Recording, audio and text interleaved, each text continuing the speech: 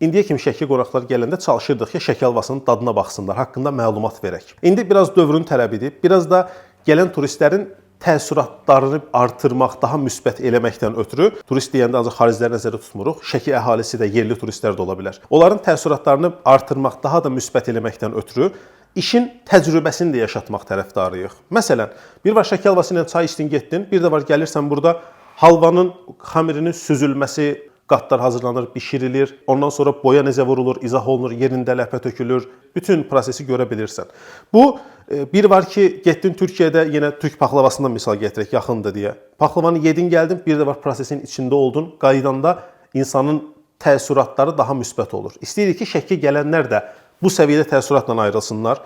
Şəkidə haralarda halvanı görə bilərlər, haralarda sənətkarların gedib əl işlərini yerində baxa bilərlər, amma sadəcə baxmaq da demirik də. Məsələn, götürür oradan bir dənə də mismarı bu adam özü vurur. Onu yaşayır, təcrübə eləyir. Bunları araşdırırıq son günlərdə. İnşallah çalışırıq ki, hər maraq dairəsinə xitab olunsun.